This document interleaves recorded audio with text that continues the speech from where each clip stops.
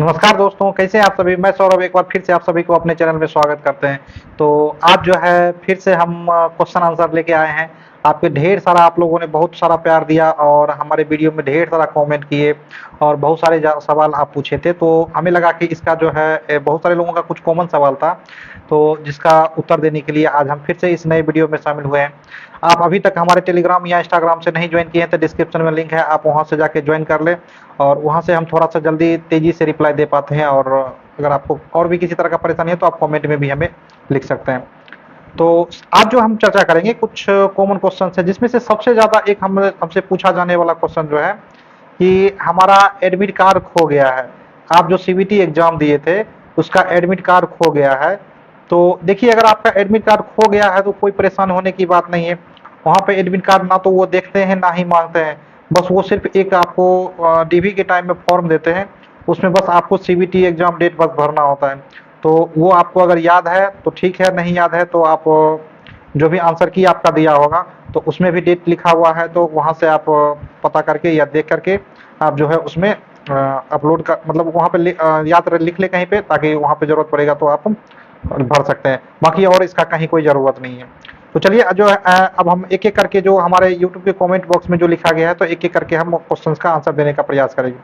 तो यहाँ पे देखिए, सबसे पहले जो है मेरा अंकिता ऑफिशियल ये लिखते हैं कि भैया हम 5-6 डे से परेशान हैं। हमारी आई 6/6 है, सब ओके है, नियर विजन कलर विजन सब ओके है।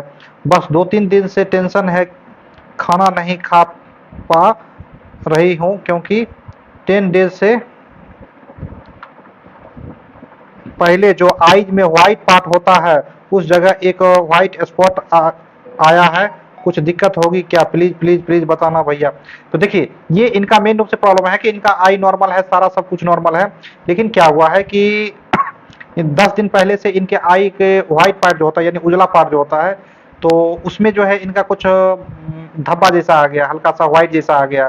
तो हमें लगता है कि आपको कोई परेशान होने की ज़्यादा ज़रूरत नहीं है, आपको ज़्यादा परेशान भी नहीं किया जाएगा, क्योंकि वहाँ पे जो है हमारी आंखें वगैरह जो की गई थी तो बिल्कुल कुछ नहीं, हमारा आंख तो चेक किए ही नहीं थे, बस खाली वो नियर विजन के लिए एक नियर वाला बुक पढ़वाए थे और दूर वाले के लिए एक दूर बस विजन टेस्ट किए।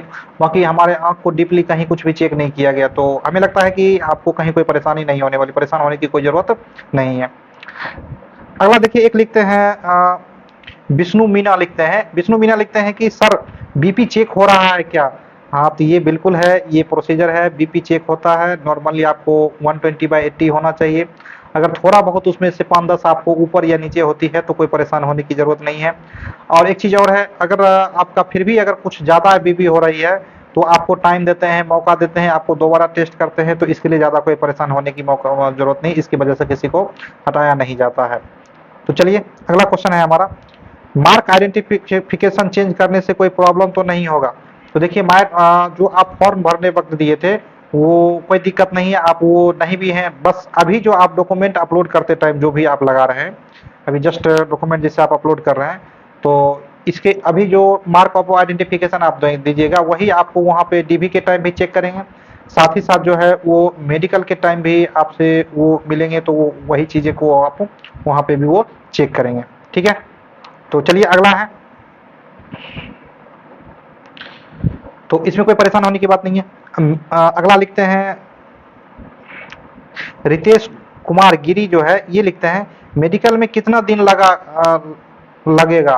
तो मेडिकल में कितना दिन लगेगा, तो ये आप समझ लीजिए कि जैसे कि हमारा कटिहार में मेडिकल था तो उसमें टोटल 26 लोगों को भेजा गया था, तो जिसमें फर्स्ट डे जो है 15 लोगों का ही लिया गया था। तो उसमें से जो 15 लोग पहले जो शामिल थे तो उसको जिस दिन था वो सेम डे ही उसको भर दिन में पूरा मेडिकल प्रोसीजर कंप्लीट कर दिया गया था। और बाकी का जो नाम 15 लिस्ट में नहीं आया था उन लोगों का जो था वो अगले दिन लिया गया और उसका एक दिन में। तो ओवरऑल कहेंगे कि अगर आपका मेडिकल शुरू हो जाता है तो भर दिन में वो कंप्लीट कर देते हैं, आपको फ्री कर देते हैं, उसके बाद आप जा सकते हैं, बिल्कुल कोई दिक्कत नहीं है। उसके बाद आगे लिखते हैं बिट्टू जी कि एक्सरे में किसको प्रॉब्लम होता है? किसी को प्रॉब्लम होता है? तो देखिए, हमारे साथ जो लगभग 15 लोग जो थे वो एक्सरे सबका हुआ था और हम लोग सब एक ही साथ करवाए थे, और हमें ये बाहर में करवाना पड़ा था क्योंकि हॉस्पिटल के एक्सरे वाले डिपार्टमेंट में कुछ प्रॉब्लम था, वहाँ पे नहीं हो पा रहा था, तो बोला गया बाहर से करवा के लाने के लिए। तो इसमें कहीं हमारे सामने तो कोई भी ऐसा मतलब किसी भी लड़के को कोई परेशानी नहीं हुई है। तो आप देख लीजिए, नॉर्मली ये परेशानी नहीं होती है। अगर आपको विशेष कोई दिक्कत है तो वो आपको वहाँ पर वहीं पे जाके पता चलेगा, या आप कहीं नॉर्मल अपने आसपास में एक्सरे करवा के उस डॉक्टर से मिल सकते हैं। अगला है हमारा क्लासिटी वेल्डर, कुछ इनका नाम अजीब जैसा है। ये लिखते हैं कि हाइड्रोक्सिल सबका एक साथ हो रहा है या एक एक करके हो रहा है। तो हाइड्रोक्सिल जो आपका टेस्ट होता है वो एक एक करके होता है। वो आपको एक कमरे में ले जाते हैं और एक एक करके सबको, वहाँ पे डॉक्टर बैठे हुए रहते हैं और वो आपका चेक कर लेते हैं, और सारे कैंडिडेट को एक साथ अंदर नहीं ले जाया जाता, एक एक करके ही होता है। हमारे यहाँ एक एक करके ही ले जा रहे थे। अगला लिखते हैं कि दीपक वर्मा जी हैं, वो लिखते हैं कि अपेंडिक्स का ऑपरेशन करा चुके हैं तो क्या उसका भी कागज दिखता है। देखिए, अपेंडिक्स का ऑपरेशन करवा लिए हैं तो उसकी कागज की कोई ज़रूरत नहीं है, वहाँ पे इस तरह से कोई दिक्कत नहीं है, या इस तरह से कहीं मेंशन, या हम तो नहीं देखे किसी को कोई दिक्कत आया है। फिर भी अगर आपके पास कागज है, अगर बना हुआ है, तो आप जो है उस कागज को ले लें और जा सकते हैं, लेके जा सकते हैं, तो कोई दिक्कत नहीं है। अगर विशेष अगर आपको मांगते हैं तो आप उनको दे सकते हैं। ठीक है। अगला है मनीष राज, लिखते हैं कि फाइल भी खरीद कर ले जाना है क्या। तो देखिए, ये तो एकदम बिल्कुल बच्चों जैसे क्वेश्चंस हैं कि फाइल भी खरीद के ले जा सकते हैं। ये तो आपकी मर्जी है, आप अपने डॉक्यूमेंट को हाथ में ले जाए, पन्नी में ले जाए या फाइल में ले जाए, आपकी मर्जी, जैसे भी आप ले जाए। बस उनको बस ओरिजिनल और सारा जीरोक्स उनको चाहिए और वो देख लेते हैं, बस कितना है। बाकी आप किस में ले जा रहे हैं इससे कोई मतलब नहीं है। अगला है हमारा, लिखते हैं अमित विश्वास, लिखते हैं कि भैया मेरा राइट लेग का टो हाफ कट है, लेकिन काम करने में 1% भी दिक्कत नहीं है। मेरा selection RRB technician grade 3 Secunderabad में अ, हुआ है। मेरा मेडिकल क्या आएगा, मेरा मेडिकल क्या आएगा। देखिए, ये शायद ये पूछना चाह रहे हैं कि हमारा पैर का जो एक टो कटा हुआ है, लेकिन काम करने में दिक्कत नहीं होती है, तो क्या हमें भी मेडिकल में कोई दिक्कत होगा या मेडिकल में कुछ किया जाएगा। तो देखिए, ये सब इतना आपका टो कटा है, क्या है, पैर वगैरह इतना सब कुछ भी चेक नहीं करते।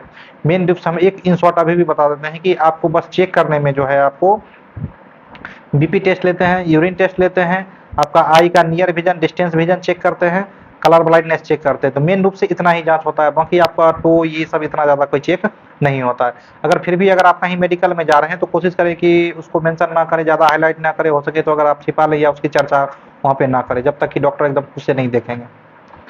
अगला है हमारा सुमित सुमित खोर शाह, लिखते हैं, सुमित शाह लिखते हैं, पाइल्स भी चेक करता है क्या। तो हमारे जो वहाँ पे थे, पाइल्स वगैरह कुछ भी नहीं चेक कर रहे थे, तो अभी जस्ट हम इससे पहले बताए हैं कि मात्र ये सब कुछ नहीं, पाइल्स वगैरह भी चेक नहीं कर रहे थे, हम लोग का चेक नहीं हुआ था। उसके बाद अगला लिखते हैं निखिल राजपूत, लिखते हैं भैया हमें हेपेटाइटिस बी है, ब्लड चेक होगा तो प्रॉब्लम भी होगा, प्लीज रिप्लाई दीजिए, ब्लड चेक में क्या देखता है। तो देखिए, हमारे यहाँ पे जो था वो ब्लड चेक नहीं हो रहा था, यूरिन टेस्ट हो रहा था। तो वहाँ पे हो सकता है कि चूंकि हेपेटाइटिस बी, वहाँ पे हमारे सामने कोई भी ऐसा लड़का नहीं था जिसको कि इस तरह की कोई समस्या थी। तो अगर आपको फिर भी कोई डर लगता है तो आप अपने लोकल डॉक्टर से मिलके और उनको वो सारा सब अपना बात बताएं कि मेडिकल इस तरह से है, तो वो शायद आपको ज़्यादा अच्छे से गाइड कर पाएंगे।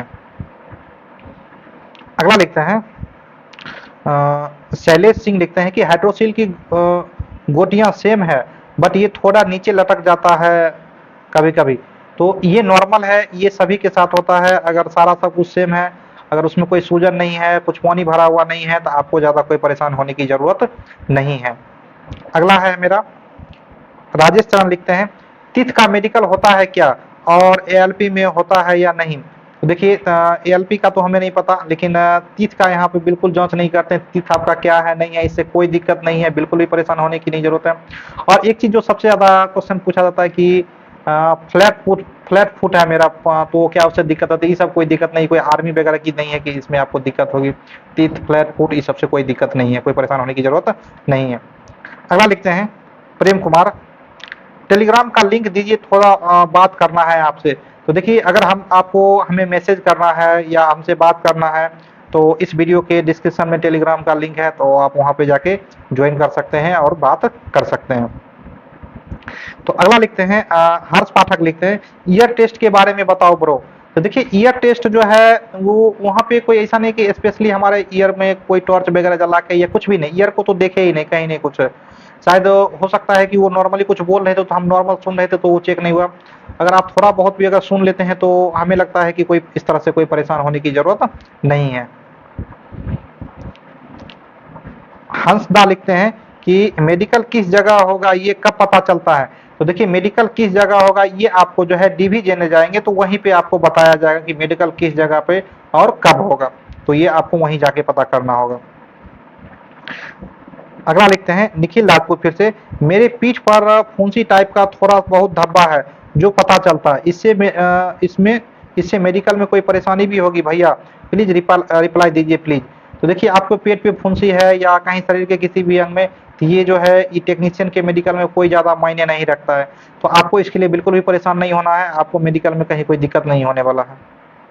तो चलिए आज तो इतना ही था मेरा कुछ सवाल। अगर फिर भी आपका लग रहा है कि कोई सवाल छूट रहा है तो आप वीडियो के कमेंट में जाके लिख सकते हैं, और थोड़ा सा आप अगर हमसे पर्सनली जल्दी रिप्लाई चाहते हैं तो टेलीग्राम पे ज्वाइन करके और आप वहाँ पे मैसेज करें तो हम थोड़ा सा जल्दी रिप्लाई कर पाते हैं। तो आज की वीडियो में इतना ही, मिलते हैं नेक्स्ट वीडियो में। आप अगर नए हैं तो हमारे चैनल को सब्सक्राइब करें। थैंक यू, धन्यवाद।